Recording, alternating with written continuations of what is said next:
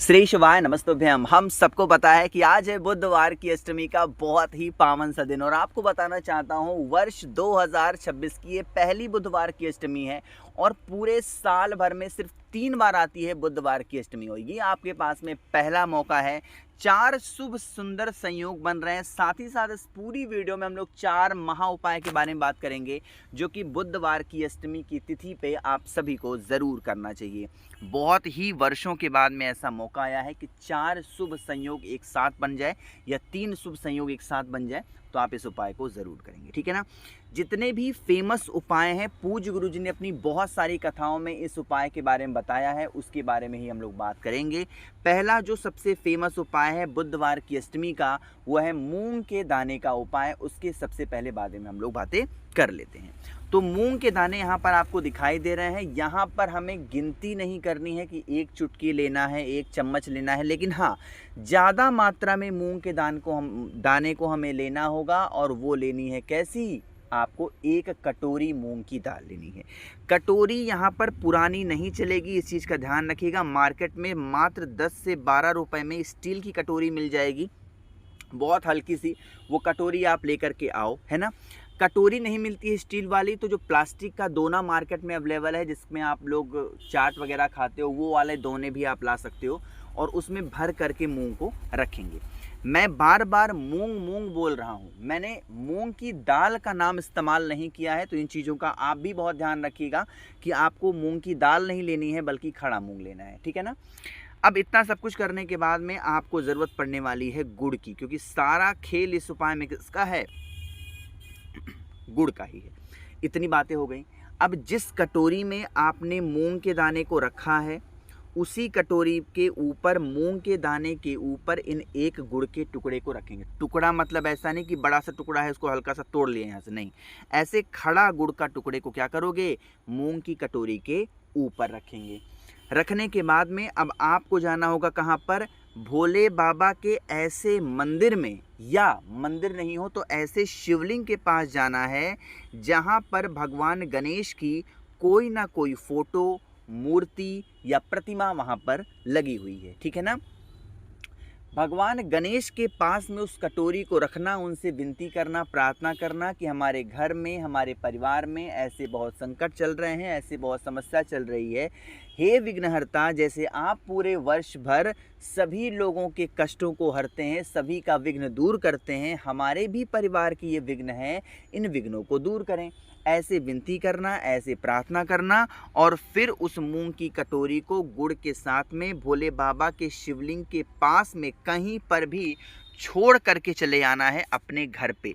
ध्यान रखिएगा, उस कटोरी को वापस अपने घर पे लेकर के नहीं आना है, उस कटोरी को वहीं पर छोड़ करके आना है। इससे क्या होगा? जो भी ग्रह आपको परेशान कर रहे होंगे, जिनकी वजह से आप परेशानी में हो, वो सारी समस्या आपकी ख़त्म ज़रूर हो जाएगी, ठीक है ना। चलिए आगे बढ़ते हैं। इस वीडियो पे करने वाले हम लोग दूसरे उपाय की तरफ, जो कि हमें करना है भाई चावल के दाने के साथ में। ये भी बुधवार की अष्टमी का एक बहुत ही फेमस सा उपाय है, आपको करना ज़रूर चाहिए, ठीक है ना। आप समझे, सबसे पहले समझ लो कि इस उपाय को हम करते हैं या करने जाते हैं तो इससे हमको लाभ क्या क्या मिलने वाला है। देखो, जैसे बहुत सारे लोग कहते हैं कि भैया हमारे जीवन में हम कोई भी चीज़ों को हाथ लगा देते हैं, वो चीज़ें होती नहीं हैं। अगर देसी भाषा में समझाऊं तो कुछ की ऐसी समस्या है कि भैया अगर हम किसी सोने को हाथ लगा दें तो सोना कोयला हो जाता है। इसका क्या तात्पर्य हुआ? मतलब आप कोई भी कार्य करना चाहते हो, कहीं भी जाना चाहते हो, आपको किसी काम में सफलता नहीं मिलती है, तो आप इस उपाय को करेंगे। इसके लिए आप सभी को 1 चुटकी लेना होगा चावल के दाने। यहाँ पर गिनती नहीं करनी, क्या करनी है? 1 चुटकी चावल के दाने। फिर आपको ज़रूरत पड़ने वाली है बेलपत्र की। ध्यान रखिएगा, जो बेलपत्र इस्तेमाल करोगे वो कटा फिटा नहीं होना चाहिए। इन 2 ही चीज़ों को मात्र लेना है, पहुँच जाना है भोले बाबा के शिवलिंग के पास में। अब सुनिएगा, मैंने यहाँ इसीलिए आपसे कहा था कि हमें 1 चुटकी लेना है, क्योंकि आज का ये जो दिन होता है वो पूरे परिवार के लिए होता है। मतलब जो भी आपके पास में जितना भी चावल के दाने हैं, अपने विघ्नों के बारे में, अपने परेशानियों को बारे में आप बताएंगे और पूरे परिवार के पास में थोड़ा थोड़ा चावल का दाना आपको रखना होगा। जैसे मैंने रख दिया, आप भी रखना। कहाँ कहाँ?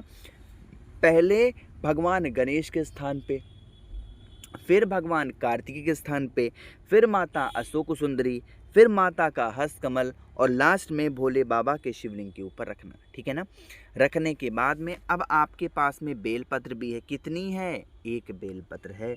उस एक बेलपत्र को इन्हीं 5 स्थानों पे थोड़ा थोड़ा थोड़ा थोड़ा आपको टच कराना है, स्पर्श कराना, और स्पर्श कराने के बाद में आप सभी को 1 लोटा जल चढ़ा देना। इससे क्या होगा, जो भी परिवार में कष्ट आने वाले होंगे या आने की कोशिश कर रहे होंगे या आपके जीवन के जो कष्ट हैं दूर ही नहीं हो पा रहे हैं, तो समस्या खत्म जरूर। मात्र और मात्र आप लोगों को यह उपाय चावल के दाने और बेलपत्र के साथ कर देने से आपके जीवन की जो दुविधा होती है, जो समस्या होती है, जो संकट होती है, वो भोले बाबा ज़रूर दूर करते हैं। तो इससे उपाय, प्यारा उपाय आपको नहीं मिल सकता, करिएगा ज़रूर। तो 2 उपाय के बारे में हमने बातें कर ली हैं। आगे बढ़ते हैं इस वीडियो के तीसरे उपाय की तरफ, जो कि हमें करना है भाई कमल गट्टे के साथ में। कमल गट्टा देखते ही आपके माइंड में आ गया होगा कि उपाय स्पेशली हम किसके लिए करने वाले हैं, बताओ जल्दी से। पैसा यानी धन संपदा के लिए हम इस उपाय को करेंगे। अब इसके लिए सबसे पहले समझ लेते हैं कि हमें क्या क्या चीज़ों की ज़रूरत पड़ने वाली है और कैसे करना होगा। लेकिन एक छोटा सा काम और करेंगे, जल्दी से करिए वीडियो को लाइक, और जिसने अभी तक चैनल को सब्सक्राइब नहीं किया, मेरी आवाज़ आप पहली बार सुन रहे हैं तो चैनल को ज़रूर सब्सक्राइब करेंगे, ठीक है ना। देखो भाई, थोड़ा सा समझने की कोशिश करेंगे आप सभी लोग इस उपाय को कि हमें क्या हुआ। देखो, पैसा हर इंसान की डिमांड होती है, हर इंसान की ज़रूरतें होती हैं, ये बातें किसी से छुपी नहीं है, और हर इंसान ये चीज़ें चाहता भी है, मानते हो आप भी। लेकिन पैसा अगर आपने गलत तरीके से इस्तेमाल किया है, मेरी बात सुनिएगा, जैसे आपने मान लीजिए कहीं से लोन ले लिया या किसी से कर्ज ले लिया और उस पैसे को आपने जुए में उड़ाया, या आपने गलत सलत कुछ ऐसे कार्य किए, तो आप इस उपाय को नहीं करिएगा। आप अपने ज़रूरतों के लिए कर्ज लिया, लोन लिया, और तब आप उसका कर्ज नहीं चुका पा रहे हो, पैसे नहीं हैं, तो आप इस उपाय को करेंगे, ठीक है ना। इसके लिए आपको मात्र 1 कमल गट्टा की ज़रूरत पड़ेगी, इससे ज़्यादा कुछ नहीं करना, ठीक है ना। उस 1 कमल गट्टे को लेकर के भोले बाबा के शिवलिंग के पास आपको पहुंच जाना है।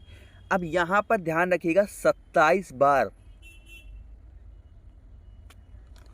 उस 1 कमल गट्टे को अपने हाथों में लेकर के, भोले बाबा के भी बड़े नाम हैं, आपको पता है, भोले बाबा का कोई भी 27 नाम उस 1 कमल गट्टे को पकड़ करके शिवलिंग पर क्लॉकवाइज डायरेक्शन में, जिस दिशा में घड़ी घूमती है उसी दिशा में 27 बार घुमा देने से हमारे घर के जो रुपए पैसे के कष्ट हैं, जो कर्ज के कष्ट हैं, जो समस्याएं ख़त्म नहीं हो पा रही हैं, वो समस्याएं धीरे धीरे ख़त्म ज़रूर हो जाएंगी, ठीक है ना।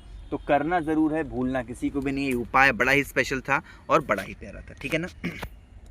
चलिए आगे बढ़ते हैं इस वीडियो के सबसे आखिरी अपने चौथे उपाय की तरफ, जो कि हमें भाई शहद के साथ करना है। लेकिन आपको बताना चाहता हूं कि इस टाइम पे कुछ लोग ऐसे हैं जो कहते हैं भैया हम कोई भी उपाय करना हो तो क्या हम देवादिदेव महादेव के मूर्ति के पास कर सकते हैं। देखो, अगर किसी उपाय में जल चढ़ाने की बातें नहीं बताई गई या जल चढ़ाने की विधि के बारे में नहीं कहा गया, तो आप कोई भी उपाय मूर्ति के पास में कर सकते हो। लेकिन अगर उसमें बताया गया है कि आप शिवलिंग पे करेंगे, तो आप मूर्ति के पास नहीं कर सकते, इस चीज़ का ध्यान रखेंगे, ठीक है ना। चलिए अब इस उपाय को समझ लेते हैं। ये उपाय स्पेशली हम लोग करने वाले हैं भाई लड़ाई झगड़े के लिए, या कोई भी ऐसा इंसान है जिसको क्रोध बहुत ज़्यादा आता है, तो उस क्रोध को ख़त्म करने के लिए, ठीक है ना। देखो, कुछ भी नहीं करना है, बस 2 सामान लेने हैं। एक तो क्रोध के लिए, मिठास के लिए शहद लेना है, और दूसरे नंबर पर मिठास के लिए क्या लेना है, गुड़ लेना है। इन दोनों चीज़ों को लीजिएगा। सबसे पहले भोले बाबा के शिवलिंग के ऊपर आपको शहद का लेपन करना है, और जो गुड़ होगा उस गुड़ का जब लेपन करोगे तो आप सभी लोगों को किसका स्मरण करना है, किसका ध्यान करना है, जल्दी से बताओ। तो शहद का लेपन करने के बाद में उसी शहद के ऊपर आपको गुड़ का लेपन करना है। जो भी व्यक्ति घर में आपके क्रोध कर रहा है, गुस्सा कर रहा है, चिल्ला रहा है, इधर उधर की बातें कर रहा है, आप सभी लोगों को उस व्यक्ति का ध्यान करते, उस व्यक्ति का नाम लेते हुए और इस उपाय को करना है। करके देखिएगा, जो भी क्रोध गुस्सा होगा वो गुस्सा शांत ज़रूर होगा। बाकी मुझे जितना पता था, मुझे जितना याद था, बुधवार की अष्टमी का ये उपाय मैंने कोशिश की आप सभी को अच्छा बताने की। कोई बातें क्लियर नहीं है, समझ में नहीं आई हैं, नीचे कमेंट सेक्शन में पूछें। मेरे जितने भाई बहन आवाज़ पहली बार सुन रहे हैं, चैनल को ज़रूर सब्सक्राइब करेंगे और वीडियो को लाइक सभी को करना है। श्री शिवाय नमस्तुभ्यम।